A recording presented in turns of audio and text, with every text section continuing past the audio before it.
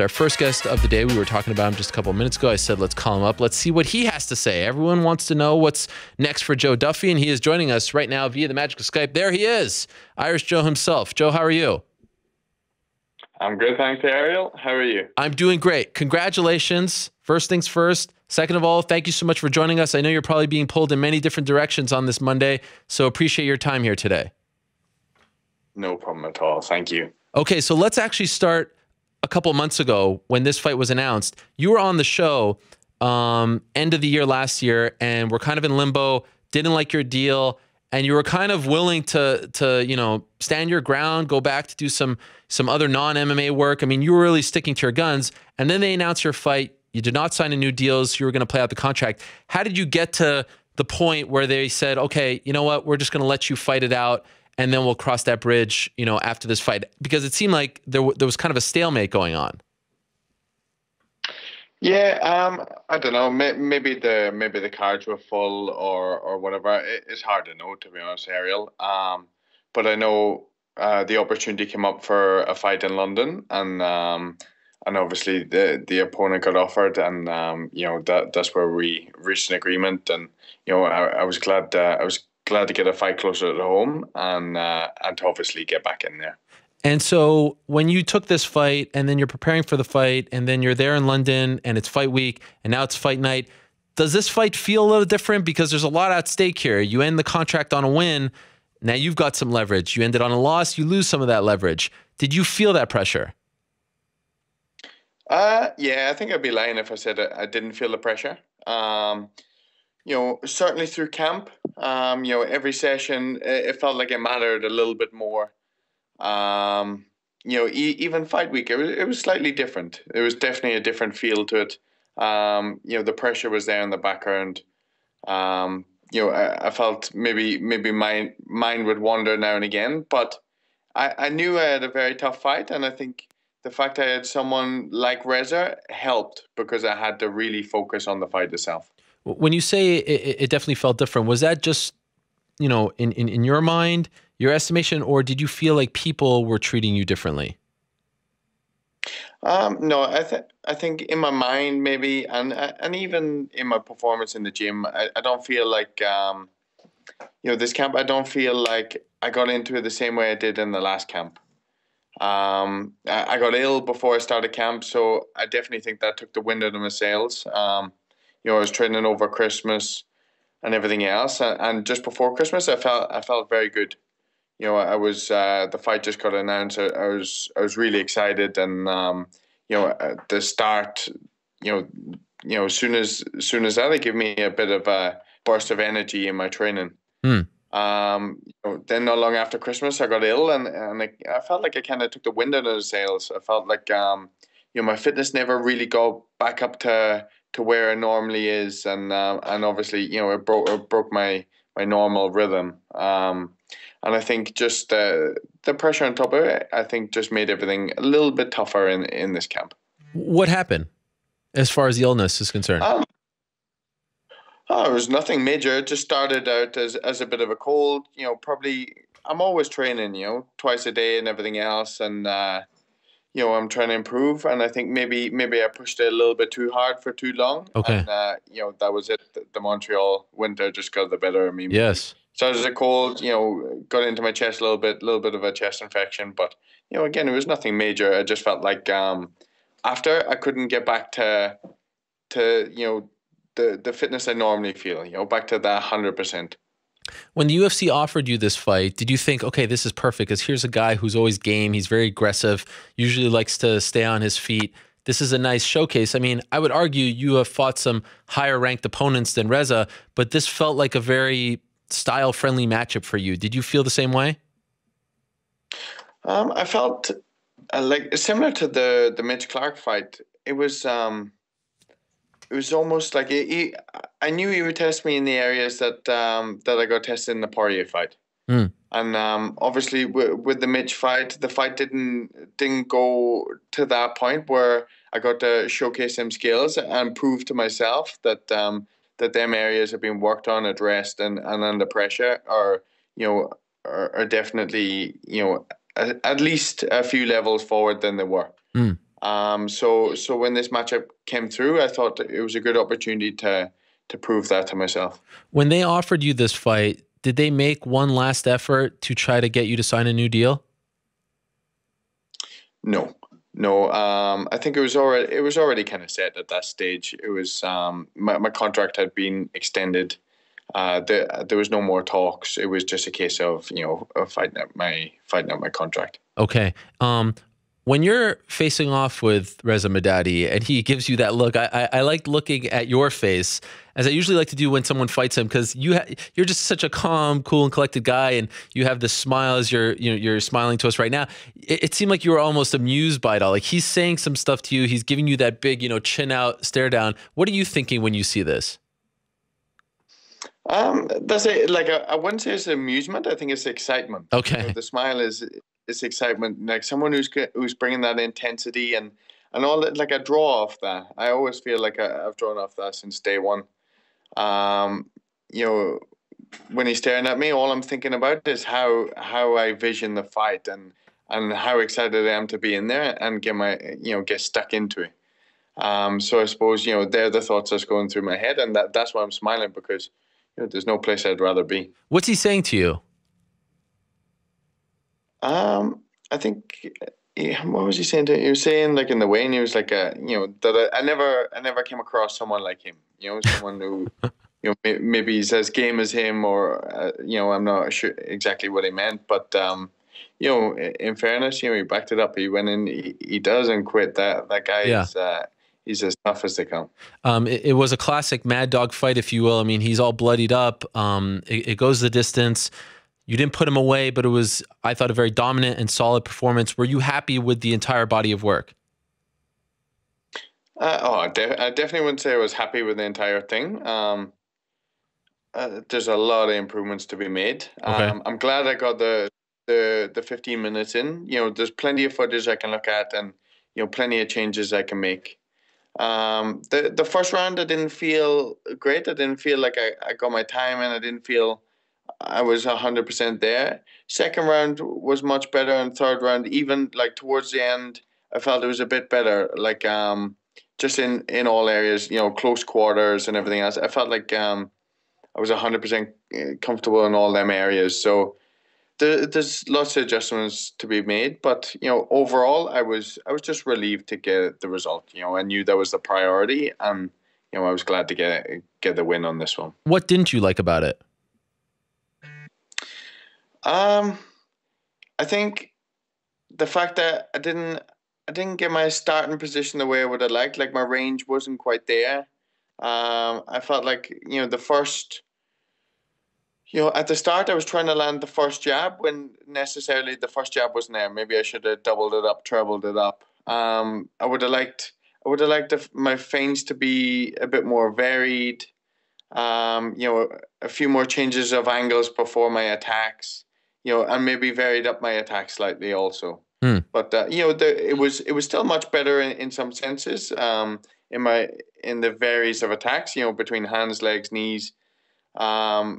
But I feel like maybe I need to look at different ways of varying up them attacks. Even though I'm using different skills, different limbs, different things. I think changing the angles coming in, changing levels coming in.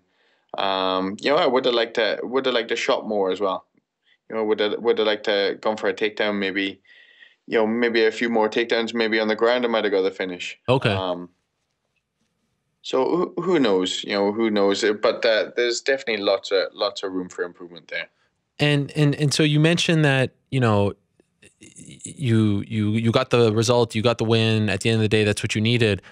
Would it be fair to say that you didn't go full force because you didn't want to take any extra risks to put yourself in a precarious position so that you would not get the win? Like, were you trying? Like, sometimes you go out of your comfort zone a little bit.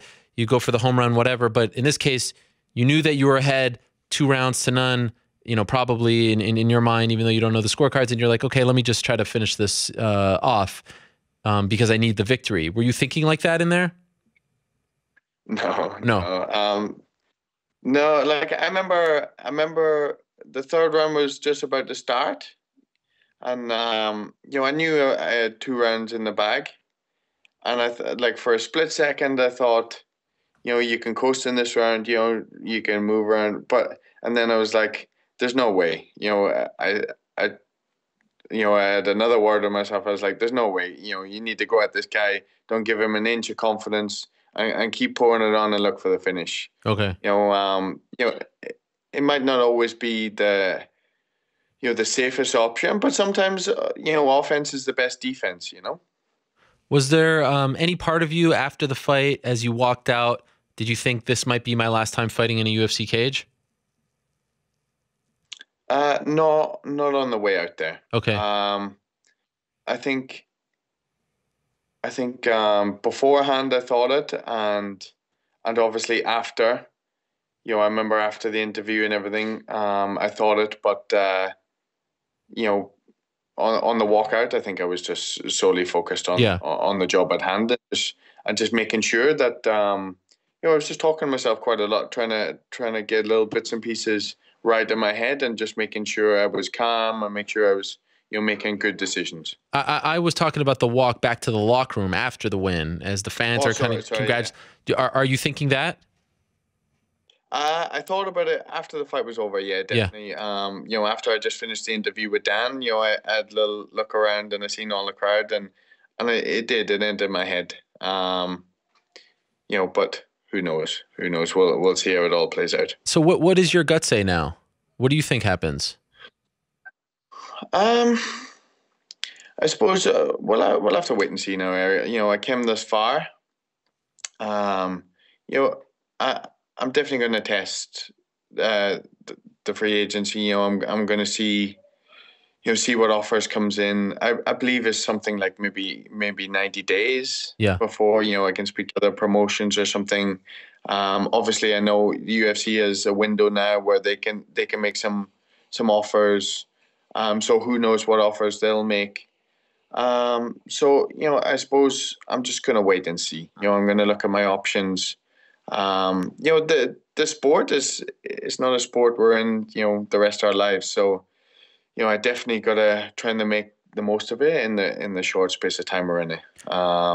It's not like we got a pension plan or anything else. So, Yeah. I gotta try and weigh up the options and go for the best option. Has this chapter of your career, because I remember when you were on, you were a little bothered by how everything was going, and you were considering just kind of doing something else. Has this soured you at all on the sport and or the UFC? No, that's it. I've always kind of looked at it from their perspective and my perspective. Obviously for them it's business. And as a business, your job is to make money. And for me as a business and also as an enjoyment, I got to make money, but I also got to be financially secured. It's a little bit annoying because the business sometimes take the joy out of it. Obviously, I do this because I love it. And just being financially secure and not having to worry from fight to fight about a paycheck or the amount in your paycheck. I think that's the only thing that makes us worry is, a fight or two, you run the risk of being cut, or not having the finances to be able to just keep training and doing what I love. And that's why I'm fighting to make sure, I can take care of that, and this is no longer a worry, and I can just focus solely on the fighting, and hopefully in turn, it's going to rub off in my performances even more, and I'm going to be able to go in there and put on even more of a showcase every time I fight. Safe to assume, since you won on Saturday, no new contract offers have been made? Not as far as I'm aware. Okay. As far as I'm aware, my manager's away at the minute. I'm not sure if he had any discussions with Sean Shelby or anything else. But as far as I know, I haven't heard anything so far. Will you consider, I've always thought the 90-day thing is a little funny, because if they're going to say, we'll let you play out the contract, why do they need 90 days to, have you sit around when usually another offer isn't made? Usually what they've done in this case is they'll say, okay, go out and find something else, and then we'll see, what the market is for you, and then we'll match it. Would you consider asking them to waive the 90 days so that you can go and actually find out? Because you've been sitting on this idea for so long. go out, find out what's out there for you, and then go talk to them? I suppose it's not even something I thought about. To tell you the truth, it's a good question. I'm not sure whether that's something the UFC are interested in, and that's something that might work in their favor as well. I'm not sure. Obviously, my manager takes care of all this side of things. So I suppose I'll leave it up to him. He'll be, he'll probably be watching, and I'm not sure if it suits the UFC and it suits them. Then maybe that's something we could work with, or who knows. The very capable Graham Boylan, who has great experience doing these things. So I'm not trying to offer any advice, but I was just curious if that was something that you guys had discussed. To be clear, you're not one of those guys. There are some fighters who could say, I want to be in the UFC and I'm willing to take a pay cut. You just want to get what you think you're owed. It doesn't matter where it is. If you can stay in the UFC, I'm sure you'd be happy. But at the end of the day, you want to get what you think that you're owed. You're not willing to take a pay cut just to remain in the UFC. Is that accurate? Is that fair? Yeah, that's it. Like I said, it's not like I've gone to university or anything else. After this, I'm going I haven't got a job waiting for me. Since I've been 5 years old, this is what I've done. This is my college. This is my university. And this is what I'm trying to do. I'm trying to get paid for them years now. So that's what I'm trying to do. I'm trying to set myself up financially, and hopefully when that's taken care of, I can relax a little bit more and just enjoy the fighting. But I would gladly sign with the UFC. If we come to a good deal and everything, I've enjoyed every second of working with them so far. I said it all week. I got a great relationship with most of the staff with the UFC, and I love the USADA program and this type of thing. So it's definitely. It's not like it's 100% done or anything else. I'm just open to all offers, and I'm interested to see what offers are on the table. Is there any chance that this was your last fight, period? No. No. No. I think even if I said to myself, I would retire or something, I think there's no way that would last long. Right. I would definitely be back within 6 months, guaranteed. Okay. And in your mind, I mean, how quickly would you like to wrap this up? Are you willing to wait? Because we see a situation like Ryan Bader, it's taking a long time. Other fighters, Lorenz Larkin, it took him a very long time. Just signed last week. He had his last fight in August. Are you prepared, for another 6 months or so plus to be on the sidelines, or are you hopeful that you can get something done relatively quickly? Yeah, hopefully it'll get done quickly, but whatever time it takes, it takes. This is the business side of things, and with business, you got to be patient. For every moment I'm waiting, I'm in the gym, I'm improving things. So it's not like that's ever time wasted. I'd like to get back down to New York and work with John again if I could, and all of his guys. I'd love to spend a bit of time down there. And there's a few other bits and pieces, I want to work on. I'd like to get some boxing sparring back in and make a few changes. Obviously, when I get back to Montreal, I'll speak to Faraz and see what changes he wants to make also. So this time's never wasted, I feel. Would it be rude of me to ask you what number you're looking for? Yeah. Okay. No, it was Ariel. It was no, it was the same as like Graham kind of asked me the other day, just after the fight, and truth is, like, I haven't got a set figure. Like, it's not especially with this fight, I felt like leading up to the fight, that was kind of lingering in the background, and when that was lingering in the background, I would have to push it away, and I would have to concentrate on the fight. And because I was concentrating solely on the fight, I didn't talk about anything after it. No aftermath. As far as I was concerned, my life stopped at the fight. Okay. And then after, like Graham said, you know, what type of figures do you want to talk? Like, and truth is, I got no idea. I got no idea. It's not like I got a set figure in my head. Obviously, you know, the price would be different now to what it was before. Sure. Because, you know, before I was 3-1, now I'm 4-1. Yeah. But it's not like I got a figure in my head. I'm just, at the minute, I'm still trying to get my head around, you know, just being a free agent, obviously the whole weekend, you know, the whole experience. And, you know, it's only now I'm kind of settled. It's been a bit of a whirlwind of a weekend, and I'm down in Wales now. I got to see my baby niece today for the first time. And, you know, other than that, I haven't really had an opportunity to let my mind wander too much to business. Fair enough. And congratulations, by the way, on the new arrival to your family. Last question, and I apologize in advance for asking this, but I would kill myself if I didn't. There's probably no better person than you to ask. You know what the question is. Then, you know, your thoughts on Conor versus Floyd. Do you give Conor any chance? You actually went out there and had multiple pro boxing matches. You know better than anyone what it's like, the transition against maybe the greatest defensive boxer of all time. And you know Conor very well. Do you give him any chance if this fight actually comes to fruition? I think in a combat sport, there's always a puncher's chance. Okay. You know, no matter what, you know, in MMA boxing, there's always that puncher's chance. I feel that the Floyd is probably used to being in there with bigger hitters than Conor. You know, boxers really do hit, you know. But down to, you know, on the scorecards, I really don't. I really feel it's a landslide towards Floyd. You know, he's one of the best of all time. You know, how he made you know, Pacquiao look. And Pacquiao's, you know, one of the best boxers we've seen in a long time.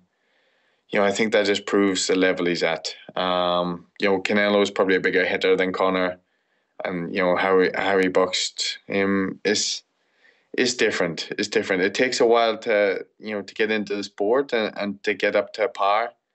And I think if he pursued boxing for a long time, I think, you know, he could have done very well in it, definitely.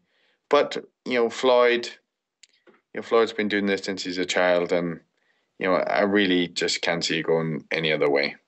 Wish you the best, Joe. Thank you again for coming on. I really appreciate some time here today, and good luck with this process.